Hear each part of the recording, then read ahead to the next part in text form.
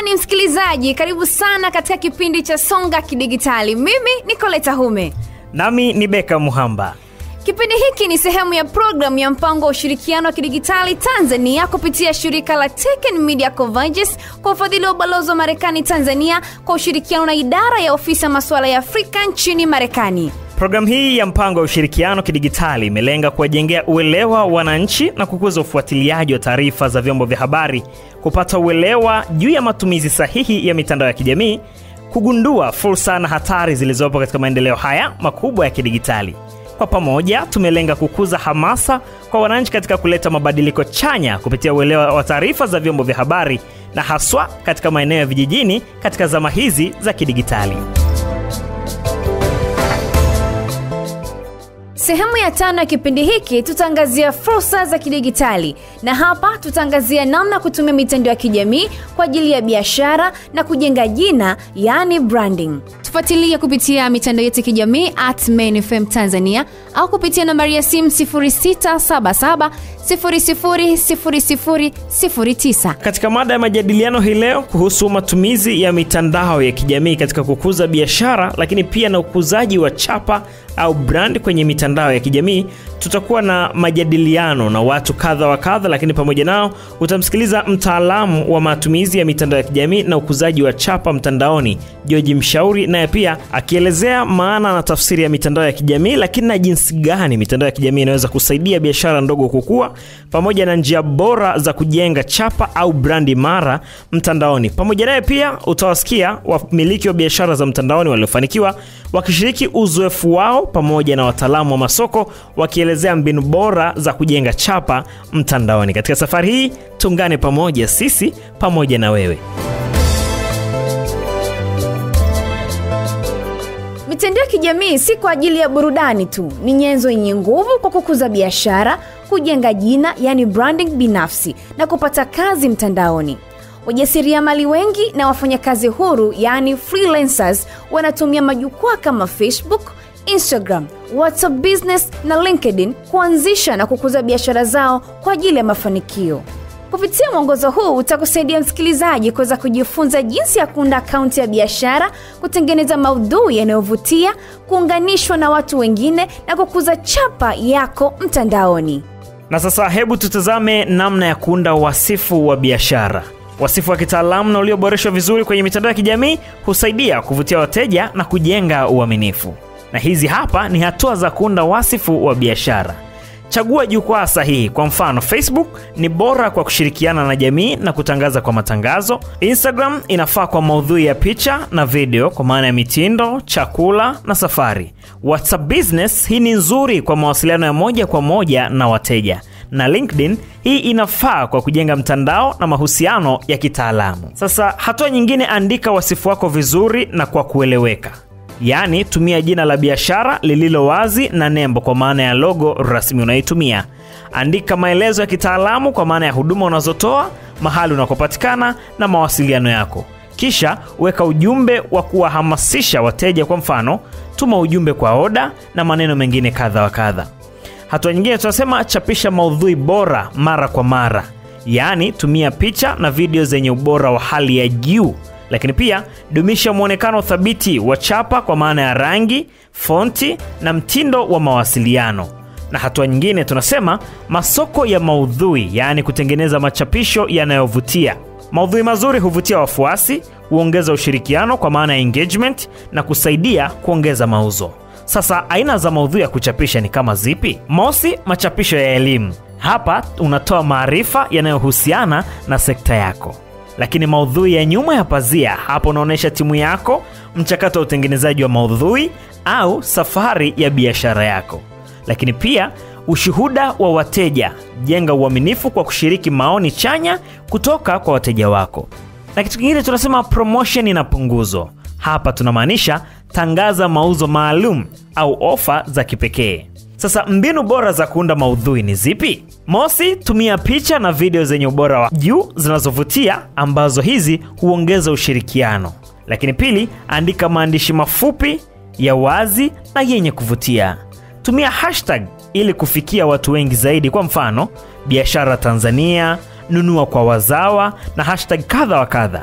Lakini pili tunasema chapisha kwa mpangilio angalau mara 3 au 4 kwa wiki. Kwa mfano, duka la keki linaweza kuchapisha picha za kabla na baada ya mapambo ya keki, video za hatua za uokaji na maoni ya wateja walioridhishwa na huduma. Namna nyingine ya kukuza chapa mtandaoni ni kujenga mahusiano, kuungana na wateja na biashara nyingine. Mitandao ya kijamii inaruhusu biashara kuunda mahusiano, kushirikiana na kupanua hadhira yao. Sasa tuangazie jinsi ya kujenga uhusiano kule mtandaoni. Kwanza, jiunge na makundi na mijadala inayohusiana na sekta yako, lakini pia shirikiana na wafuasi kwa kujibu maoni na ujumbe wao. 3, fanya ushirikiano na watu maarufu, influencers au biashara ndogo nyingine ili kufikia wateja wengi zaidi. Na mwisho, hudhuria mikutano na semina za mtandaoni, webinars, na kujenga mtandao wa biashara.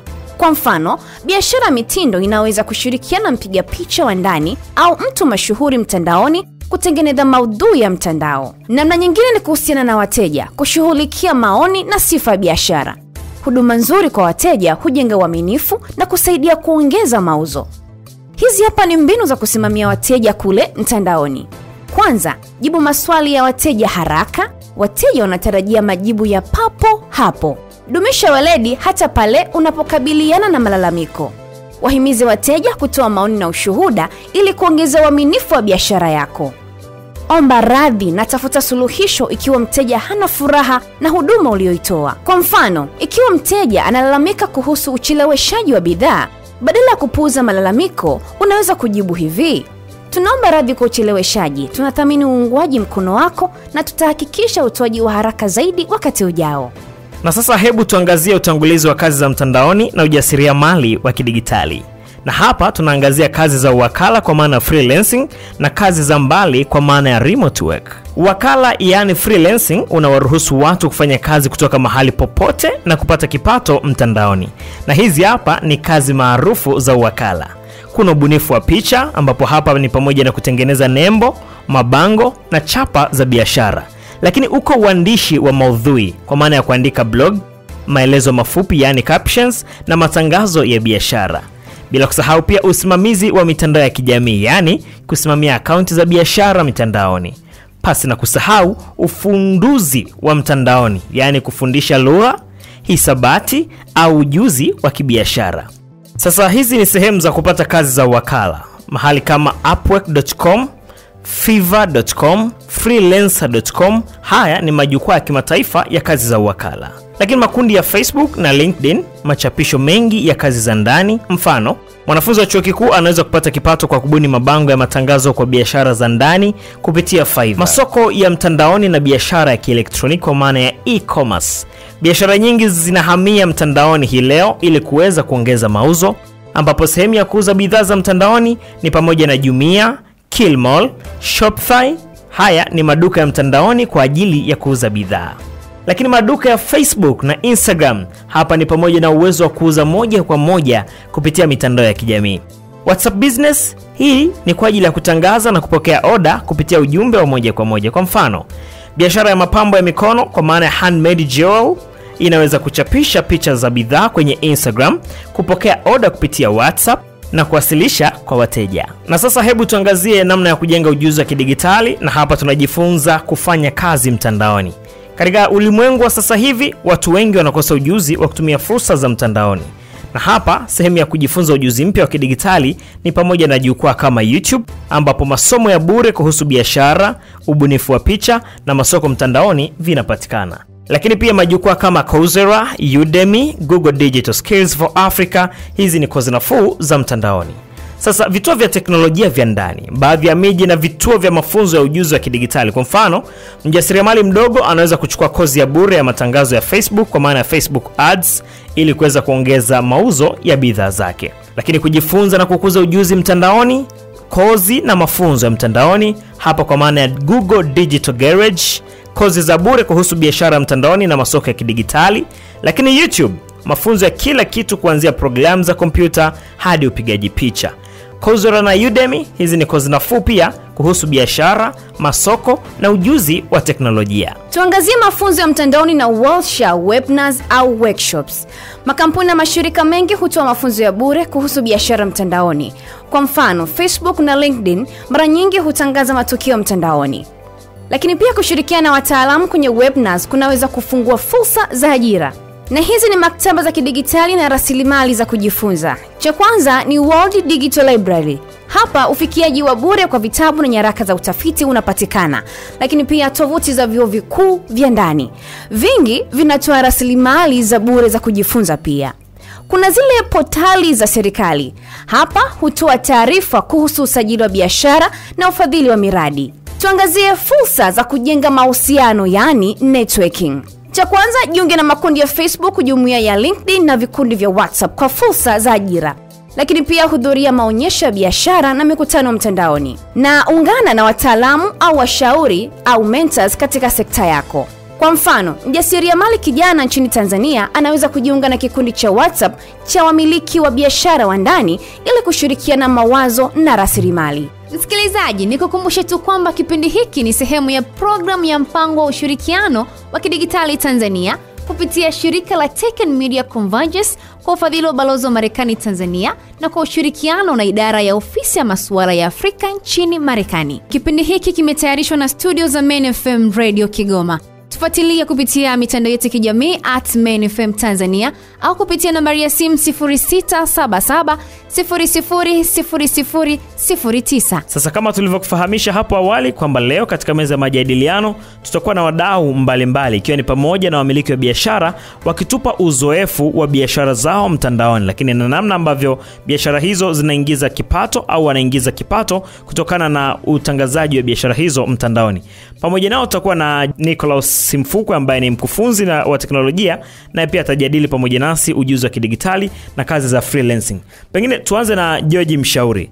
Tuanze kwanza kwa kuifahamu mitandao yenyewe ya kijamii. Kwa tafsiri yake, mitandao ya kijamii ni nini? George Mshauri hapa. Mimi ni mshauri mwelekezi katika masuala ya mawasiliano, lakini pia nafanya ushauri katika masuala ya media pamoja na sanaa, nikihakikisha kwamba natengeneza watu, brands, yani chapa, lakini pia natengeneza taasisi na kampuni.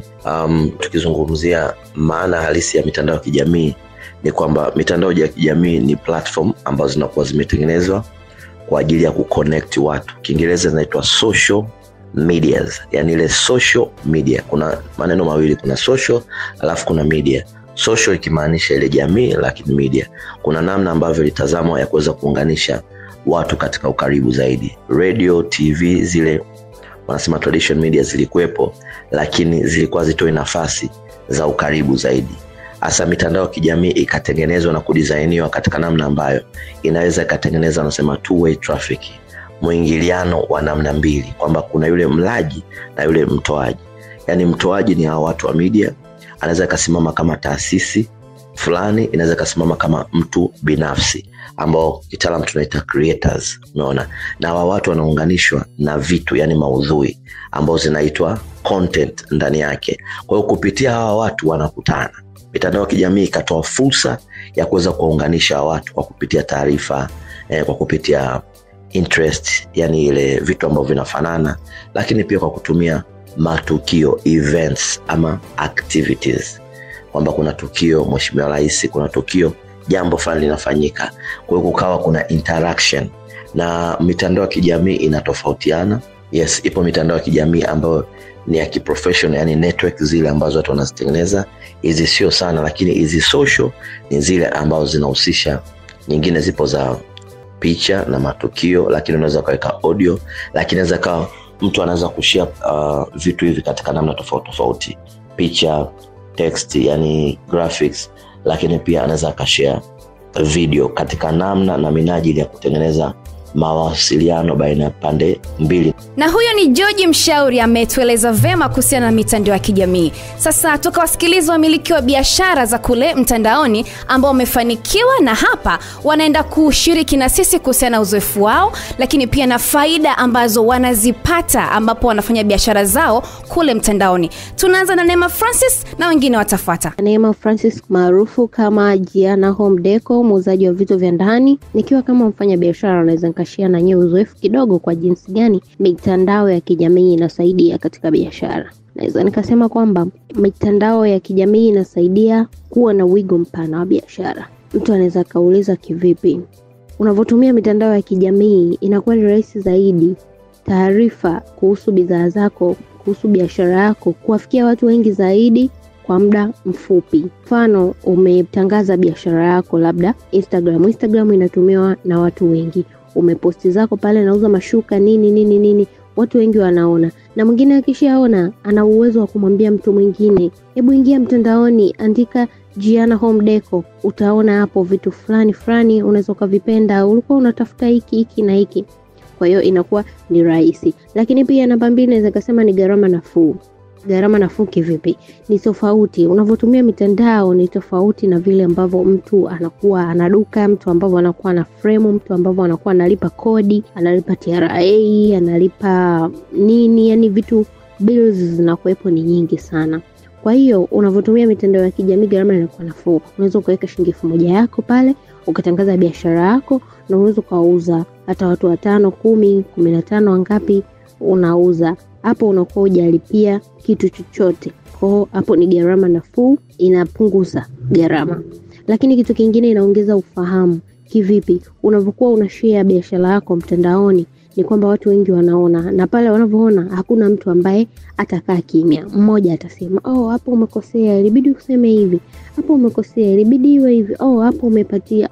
Siku nyingine ukitangaza biashara tunaomba utuweke na bei. Siku nyingine ukitangaza biashara tunaomba utuambie quality yake. Yani kama hivyo. Kwa unakuwa unaongeza ufahamu. Okay, kumbe hapa inatakiwa nifanye hivi. Mimi nimefanya hivyo. Kumbe inatakiwa nipunguze, hapa inatakiwa niongeze, kama hivyo. Kwa jina naitwa Milangari ya Hakim. Ni kijana anayeshughulisha na biashara za electronics. Tukianza na faida ya kwanza, mitandao ya kijamii ni majukwaa ambayo yanawakutanisha Tanzania wengi au watu wengi. Kwa hiyo ni miongoni mwa maeneo sahihi ya kutangaza bidhaa. Hii ni kwa sababu ni sehemu ambazo zitakusaidia wewe kama mfanyabiashara kupata wateja wengi, lakini ni kwa haraka, lakini pia kwa gharama nafuu. Namba 2, mitandao ya kijamii ni majukwaa ambayo yanaweza kukusaidia kutangaza bidhaa zako kwa njia tofauti, kwa njia ya picha, video. Lakini pia hiyo haitoshi, ni kwamba ni sehemu ambayo inaweza kukusaidia wewe kama mfanyabiashara kujenga mahusiano mazuri na uaminifu kwa wateja wako. Kwa hiyo ni miongoni mwa faida kubwa na kitu kubwa sana katika biashara. Lakini 3, mitandao ya kijamii kama vile Instagram, TikTok na Facebook, hii inaweza kusaidia mfanyabiashara kuunganisha moja kwa moja na wateja wako kwa haraka na kwa urahisi. Namba 3, mitandao ya kijamii itakusaidia kupata masoko bila gharama kubwa. Manake unachohitaji ni kuwa tu na kifaa chako kama vile simu, tablet na kifaa kingine. Haihitaji kutoa matangazo kwenye runinga, radio. Ni kwa gharama ndogo sana zinakuhitajika kufanya hicho kitu. La mwisho ni kwamba itakusaidia kuongeza mauzo, kwa sababu hii inafanya unauza bidhaa kwa ofa, na kwa sababu unapata watu wengi, basi hii itakuwa ni rahisi na kukuza masoko yako. Utapata wateja wa maeneo tofauti kwa sababu mitandao ya kijamii inaunganisha watu mbalimbali na watu kutoka maeneo mbalimbali. Kwa unaweza kupata watu tofauti kutoka maeneo tofauti na kwa wakati tofauti. Kwa hiyo kwa ujumla niseme mitandao ya kijamii au social media zimenisaidia mimi sana katika biashara yangu, lakini sio mimi tu. Watu wote ambao wanatumia mitandao ya kijamii kwa njia nzuri au kwa njia bora, manake kwa namna moja au nyingine wanaweza kunufaika zaidi na kukuza biashara zao zaidi, kwa sababu ni majukwaa mazuri kama ukiyatumia vizuri. Beckham, kwenye biashara kuna watu wanaitwa mawinga. Na hawa watu wanatajwa sana kuwa wanufaika wa biashara kule mtandaoni. Hawa watu unawafahamu?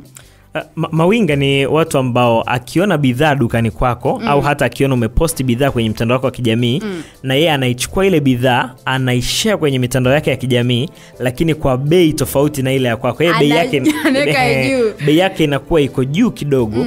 Halafu akipata mteja, anaifuata ile bidhaa dukani kwako, anainunua kwa bei ile ile uliyoweka wewe, yeye anaenda kuuza kwa bei yake mwenyewe. hiyo ndivyo ambavyo tunasema kwamba huyu ndivyo anavyonufaika na mitandao ya kijamii. Lakini kizuri ni kwamba bado tuko na Neema Francis na anaenda kutuelezea kuhusiana na hawa mawinga wanafanyaje kazi nao. Pengine kabla Neema hajatuelezea kuhusiana na mawinga, kuna kitu kinaitwa ushirikiano hasa baina ya mteja na mnunuzi kwenye mitandao ya kijamii. Hii ni miongoni mwa faida ambazo zinatajwa kama faida za matumizi ya mitandao ya kijamii kwenye biashara. Pengine uanze kutuelezea kuhusu ushirikiano huo, alafu tuelezee kuhusu mawinga. Inaleta ushirikiano baina yako wewe na wateja, ushirikiano baina yako wewe na makampuni, ushirikiano baina yako wewe na watu ambao wana uhitaji na bidhaa. Mfano umetangaza biashara yako, labda kuna kampuni fulani ilikuwa inahitaji labda sabuni kwa ajili ya kusafisha majengo ya kampuni zao. Sasa wewe pale labda umetangaza nauza sabuni kwa ajili ya usafi nini, kuna kampuni imekuona pale. Lazima kutakuwa kuna ushirikiano. Yaani ile kampuni itakufesi wewe, ambapo italeta ushirikiano baina yako wewe na yeye, pia mtafanya biashara na hapo utakuwa umeuza. Lakini pia kitu kingine ni kujenga jamii. Jamii inajengwaje? Pale ambapo unaitangaza biashara yako kwenye mtandao, lakini pia ukiwa umeielezea vizuri kabisa. Mtu anakuwa na uelewa. Kumbe kitu hiki kinakuwa hivi. Kumbe kuna kifaa hiki cha umeme ni kwaga tunakiona, kumbe kinatumika hivi. Kwa inakuwa ni vizuri zaidi. Lakini kwa kumalizia, naweza nikasema pia mitandao ya kijamii inatusaidia na inatuwezesha kugawana riziki. Mtu anaweza kusema kugawana riziki kivipi? Tunagawana pesa. Mfano mzuri ni mawinga. Unakuta mimi kama mfanyabiashara na posti bidhaa yangu mtandaoni, anakuja mtu anambia, dada nilikuwa navutiwa sana na vitu navyoviposti, lakini mimi pia natamani kufanya biashara kama hiyo, unafanyaje? Lakini pia naweza pia nikatafuta mteja nikamleta kwako kanilipa. Mimi namwambia hapana, haunilipi. Mimi ninavyochukua bidhaa naitangaza mtandaoni, wewe chukua ile picha posti unapojua wewe, iwe ni WhatsApp, iwe Instagram, iwe Facebook, iwe wapi, posti, weka bei yako. Utakapopata mteja, njoo kwangu niambie, dada ile bidhaa uliyoposti 15,000 nimeiposti mimi nimeandika 25,000, kwa faida yangu hapo 10,000, lakini mteja anataka kuja dukani. Okay, haina shida. Hiyo ni issue ndogo tu. Wewe njoo na mteja, utamhudumia kama ni wewe. Kwa hiyo pale mimi nakuwa nimepata riziki na winga pia akapata riziki. Kwa hiyo inasaidia. Na wewe mteja ameona wapi kwa winga? Kupitia mitandao ya kijamii. Nilitoa tangazo na akalichukua naye akalituma hilo tangazo lake, akaliposti hilo tangazo lake. Kwa naweza nikasema kwamba mitandao ya kijamii ni chombo chenye nguvu sana, kinaweza kikasaidia sana, lakini pia kinaweza kubadilisha maisha ya watu, lakini pia kinakutoa kutoka sehemu moja kwenda sehemu nyingine. Na sio lazima iwe biashara tu. Kitu chochote kile unachokifanya, kama una kipaji cha kuchora, pia unaweza ukatangaza mtandaoni, watu wakaona kuvutiwa na wewe. Kama unapika, pika tupostie mtandaoni, niko sehemu fulani tutakuja tule chakula chako. Kama unafanya kitu chochote kile, mtandao ina nguvu sana. Kulingana na miaka ya sasa hivi ilivyokuwa, utandawazi umekuwa mkubwa zaidi, utandawazi umetanuka, kila kitu sasa hivi ni kiganjani.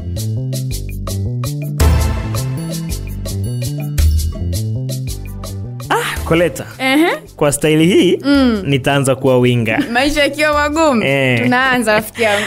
Sasa tumewasikiliza wafanyabiashara pamoja na uzoefu wao, namna ambavyo wanaitumia mitandao ya kijamii katika kukuza biashara zao, lakini pia kukuza chapa, kuhakikisha kwamba wanaitumia vyema mitandao ya kijamii na biashara zao zinazidi kusonga mbele. Turejee kwa mtaalamu wa mitandao ya kijamii pamoja na ukuzaji wa chapa au brandi mtandaoni, George Mshauri. Pengine tuelezee kitaalamu zaidi kuhusiana na faida ya mitandao ya kijamii, lakini pamoja na mbinu zinazotumika na wafanyabiashara katika kukuza au ukuzaji wa chapa kwa maana ya brandi mtandaoni. Kimsingi mitandao ya kijamii kuwa kama platform ama daraja linaloweza kuunganisha jamii na wahitaji fulani, limetoa fursa za kibiashara. Fursa hizi zinawapa nafasi ya wafanyabiashara, iwe ni mtu iwe ni taasisi, kuweza kufanya kitu kikubwa, mfano kujitangaza, kufanya awareness kwamba mimi ni mtu fulani, mimi ni taasisi fulani, nafanya jambo 1, 2, 3. Kwa hiyo imetoa fursa ya watu kujitangaza Na uzuri wa mitandao ya kijamii ni kwamba ni platform ambayo ni pana, linaenda sehemu mbalimbali, kwamba unaweza ukawa sehemu uliopo, unaweza ukaenda sehemu ambayo ya nje ya mbali zaidi, global, kwamba mtu unaweza kuwa Tanzania lakini watu wa Kenya, Rwanda, Uingereza, Australia, watu wakakuona. Kwa hiyo fursa ya kwanza ndio hiyo, kwamba mtandao wa kijamii unaweza kuwa ni daraja ambalo linamuunganisha mtu na wale watu anaowatafuta, kwa kuweza kujitangaza, kushare taarifa, lakini mwisho wa siku kutafuta kitu fulani au kujitambulisha. Umeona? Hiyo ni moja faida ya kibiashara. Lakini faida nyingine ya kibiashara kupitia mitandao ya kijamii ni kwamba inampa mtu nafasi ya kukuza uwanda wake ama wigo wake. Yes, unawezekana mtu kwa anafanya kazi nyumbani lakini ukaanza kukuza ule uwanda, base wanaita followers wanaokufollow pale TikTok, watu wanakufollow Facebook, watu wanakufollow.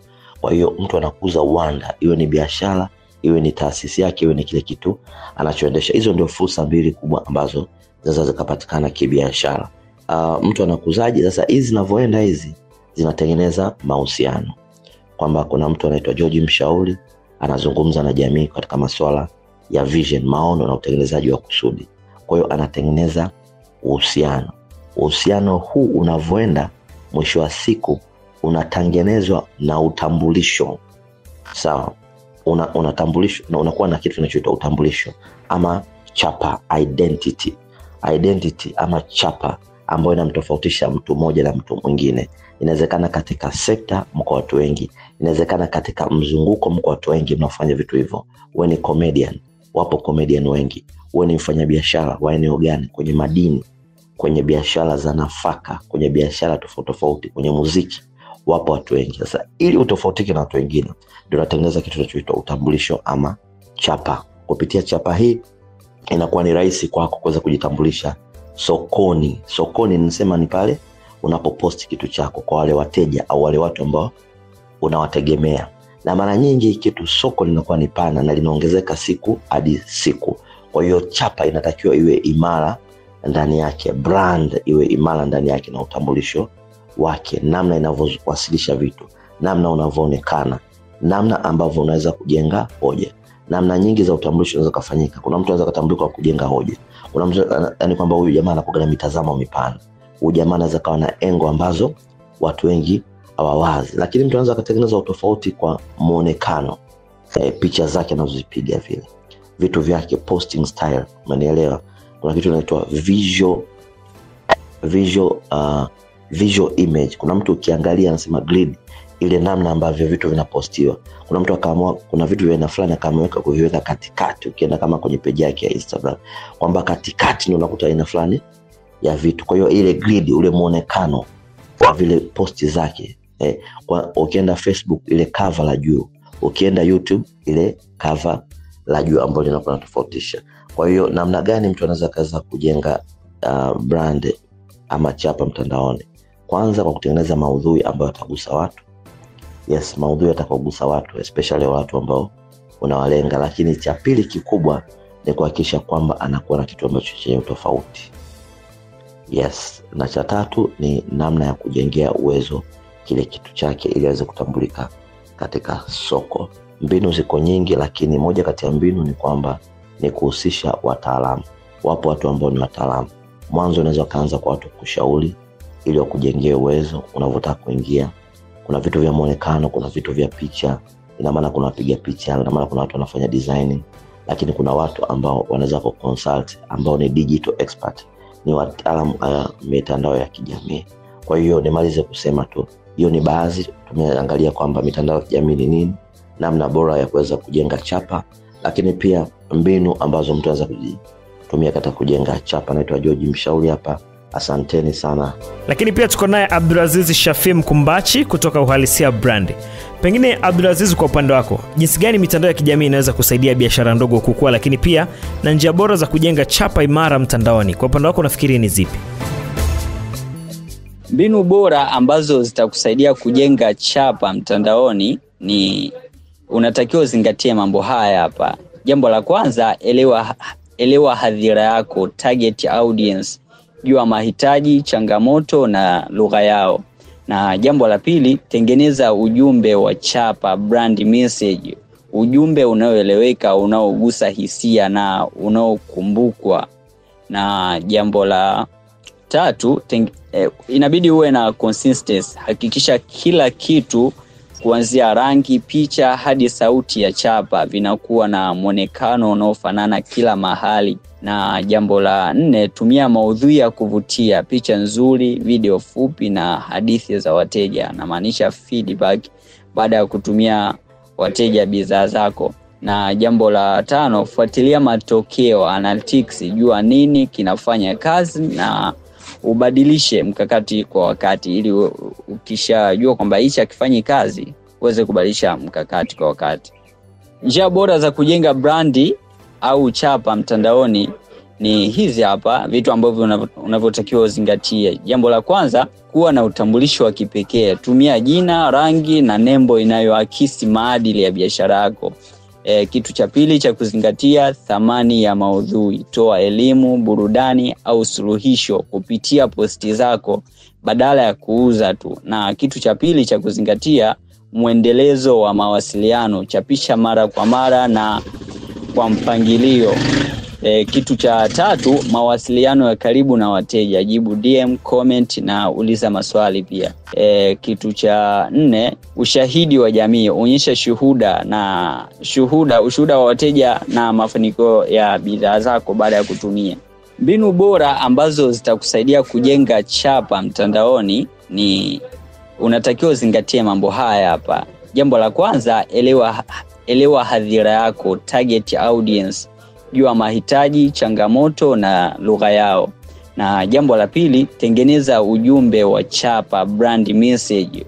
Ujumbe unaoeleweka, unaogusa hisia na unaokumbukwa.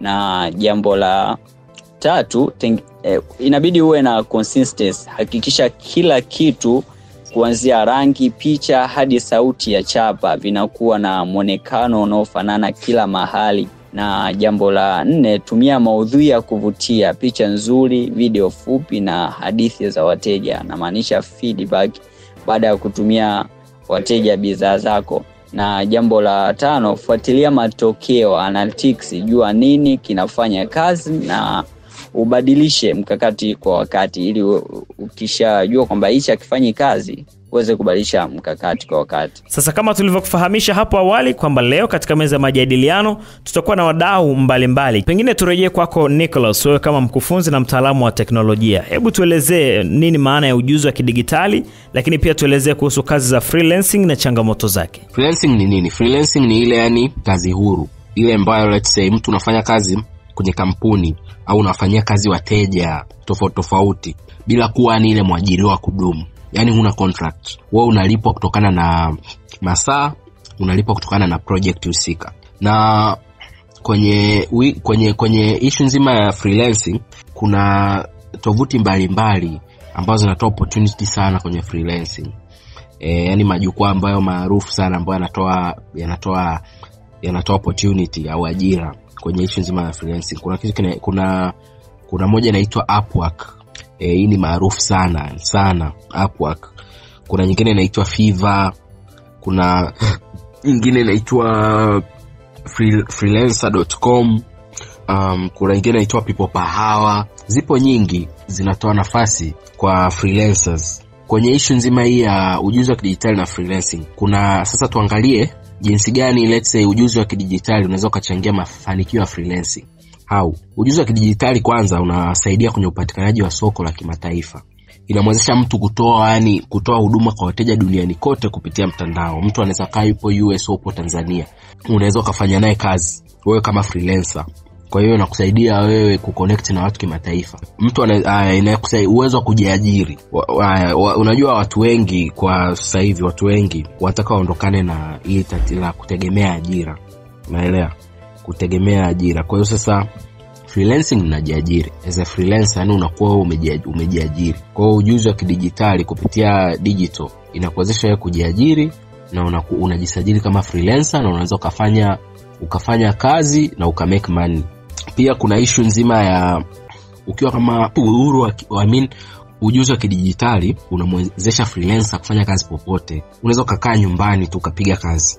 sio lazima mpaka sio uende ofisini. As long as kwamba sehemu uliopo kuna mtandao, basi unaweza kufanya kazi popote. Na pia ujuzi wa kidijitali unawezesha, kutokana na ubora wa kazi yako wewe kama freelancer, hata thamani yako inapanda. Kwa hiyo unakuwa na uwezo wa kuchaji hela nzuri tu kwenye kazi zako. Yani kipato kinabadilika. As long as kwamba ulianzia chini, the more unavyoendelea kuwa trusted, unakuwa mmoja kati ya wale freelancers ambao wanaweza kuchaji, hata wanaweza waka make a lot of money, yani wakachaji a lot of money. Kazi ya freelancer na changamoto namba 1, kwanza ni kazi yenye ushindani mtandaoni. Kuna muda unaweza kaingia kwenye hizo tovuti zao, hizo Upwork, sijui Fiverr, sijui People Per Hour, ukaingia ukakuta hamna kazi. Yani ukakuta ushindani ni mkubwa kiasi kwamba hamna kazi. Kwa changamoto ya kwanza, ushindani ni mkubwa. Unaweza kaingia sasa hivi ukajaribu kuregister fresh, lakini hawana kazi ya kukupa. Pia sometimes unaweza kufanya kazi vizuri on time nini, ila malipo hayo kwa wakati. Unaweza kutegemea labda ulipo ndani ya wiki, lakini ukalipwa hata baada ya wiki 2. Malipo hayalipwi kwa wakati. Na hii pia inatokana pia na kuna baadhi ya wateja sio waaminifu. Mtu anasema kazi yake labda pale, labda ukute labda kazi yake kufanyiwa labda ni $1 fulani. Kazi anafanyiwa, kulipa anakuwa mbishi. Changamoto nyingine ni kwamba wewe una uhakika wa kipato cha mwezi kama mtu aliyeajiriwa. Wewe kama freelancer, yani una uhakika wa kipato kile cha mwezi, kwamba mwisho wa mwezi niende nisiende hela itaingia, kwa sababu upo under contract. Sasa wewe freelancer, wewe haupo under contract, kwa hiyo wewe una uhakika wa kipato cha kila mwezi. Na pia inahitaji nidhamu sana binafsi ya muda wa kazi. Maana unaweza kuwa unafanya kazi kidogo, umpata distraction ya kitu fulani, unasema ngoja niache kwanza alafu nije nifanye. Kwa hiyo inahitaji nidhamu kidogo. Mwisho kabisa, yani ujuzi wa kidijitali kwa namna moja ama nyingine naweza nikasema ni kitu ambacho kina play, naweza nikasema primary role kwenye success, kwenye issue nzima ya freelancing. So kwa kijana wa leo, yani kujifunza ujuzi wa kidijitali na kutumia hii mitandao ya kijamii vizuri, inakusaidia kuuza kipato, na pia inakusaidia kufungua milango ya ajira za kimataifa, as well as creativity, ubunifu. Muda mwingine serikali, taasisi na mashirika yanapaswa pia kuwekeza kwenye hizi digital platforms. Maana wakiwekeza watawezesha vijana wengi zaidi kufaidika na fursa za freelancing. Pengine Nicholas, tusaidie ni namna gani au jinsi gani mitandao ya kijamii inaweza kusaidia sasa huyu mfanyabiashara mdogo ambaye anatamani sana biashara yake iweze kukua kupitia mtandao.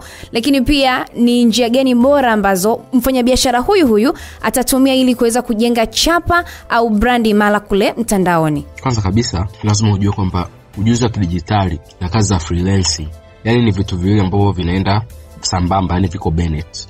Tukianza na ujuzi wa kidijitali. Ujuzi wa kidijitali ni uwezo wa kutumia teknolojia ya kisasa, yani modern technology, kwa mfumo wa kompyuta, simu, yani smartphone, mitandao ya kijamii. Na huo ujuzi wa kuitumia hiyo technology sasa unakusaidia wewe kupata baadhi ya ujuzi maarufu kama vile content creation.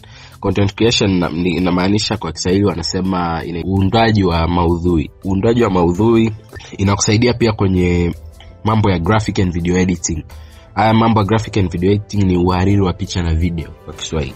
Huo ujuzi pia, ujuzi maarufu ambao unaupata kupitia ujuzi wa kidijitali ni pamoja na social media management, yani usimamizi wa mitandao ya kijamii.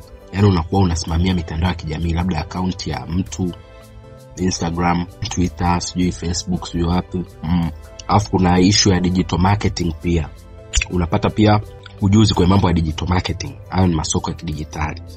Pia kuna ujuzi kwa mambo ya web design and development. Web design and development hapa inamaanisha ubunifu wa tovuti. Alafu unaweza kupata pia ujuzi kwa mambo ya copywriting, copywriting au blogging.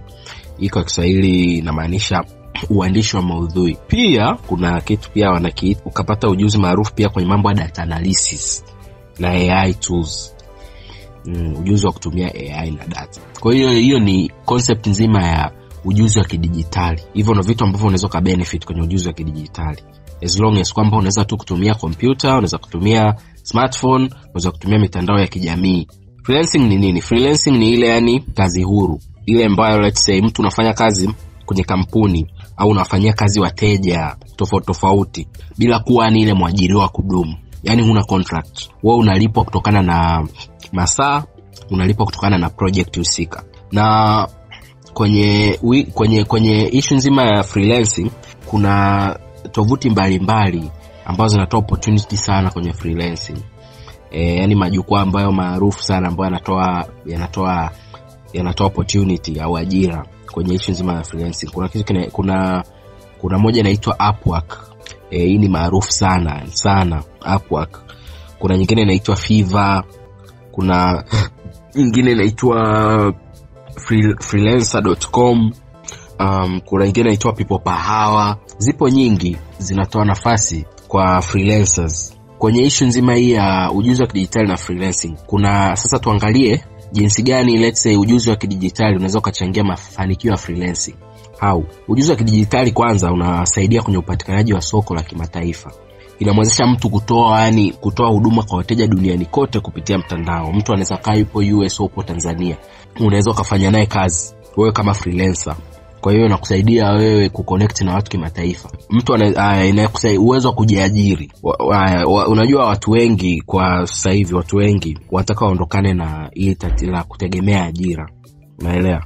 Kutegemea ajira. Kwa hiyo sasa freelancing unajiajiri. As a freelancer yani unakuwa umejiajiri. Kwa hiyo ujuzi wa kidijitali kupitia digital inakuwezesha wewe kujiajiri na unajisajili kama freelancer na unaweza ukafanya kazi na ukamake money. Pia kuna issue nzima ya ukiwa kama uhuru ujuzi wa kidijitali unamwezesha freelancer kufanya kazi popote. Unaweza kukaa nyumbani tu ukapiga kazi. Sio lazima mpaka uende ofisini. As long as kwamba sehemu uliyopo kuna mtandao, basi unaweza kufanya kazi popote. Na pia ujuzi wa kidijitali unawezesha kutokana na ubora wa kazi yako wewe kama freelancer, hata thamani yako inapanda. Kwa hiyo unakuwa na uwezo wa kuchaji hela nzuri tu kwenye kazi zako. Yani kipato kinabadilika. As long as kwamba ulianzia chini, the more unavyoendelea kuwa trusted, unakuwa mmoja kati ya wale freelancers ambao wanaweza kuchaji hata wanaweza wakamake a lot of money, yani wakachaji a lot of money. Kazi ya freelancer ina changamoto. Changamoto namba 1, kwanza ni kazi yenye ushindani mtandaoni. Kuna muda unaweza kaingia kwenye hizo tovuti zao, hizo Upwork, sijui Fiverr, sijui People Power, ukaingia ukakuta hamna kazi. Yani ukakuta ushindani ni mkubwa kiasi kwamba hamna kazi. Kwa changamoto ya kwanza, ushindani ni mkubwa. Unaweza kaingia sasa hivi ukajaribu kuregister fresh, lakini hawana kazi ya kukupa. Pia sometimes unaweza kufanya kazi vizuri on time ila malipo hayo kwa wakati. Unaweza kutegemea labda ulipo ndani ya wiki, lakini ukalipwa hata baada ya wiki 2. Malipo hayalipwi kwa wakati. Na hii pia inatokana pia na kuna baadhi ya wateja sio waaminifu. Mtu anasema kazi yake labda pale, labda ukute labda kazi yake kufanyiwa labda ni dola fulani. Kazi anafanyiwa, kulipa anakuwa mbishi. Changamoto nyingine ni kwamba wewe una uhakika wa kipato cha mwezi kama mtu aliyeajiriwa. Wewe kama freelancer, yani una uhakika wa kipato kile cha mwezi kwamba mwisho wa mwezi niende nisiende hela itaingia, kwa sababu upo under contract. Sasa wewe freelancer, wewe haupo under contract. Kwa hiyo wewe una uhakika wa kipato cha kila mwezi. Na pia inahitaji nidhamu sana binafsi ya muda wa kazi. Maana unaweza kuwa unafanya kazi kidogo, unapata distraction ya kitu fulani, unasema ngoja niache kwanza alafu nije nifanye.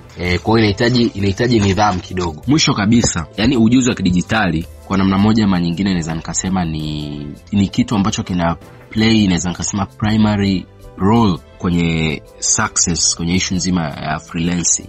So kwa kijana wa leo, yani kujifunza ujuzi wa kidijitali na kutumia hii mitandao ya kijamii vizuri inakusaidia kuuza kipato, na pia inakusaidia kufungua milango ya ajira za kimataifa, as well as creativity, ubunifu. Muda mwingine serikali, taasisi na mashirika yanapaswa pia kuwekeza kwenye hizi digital platforms. Maana wakiwekeza watawezesha vijana wengi zaidi kufaidika na fursa za freelancing.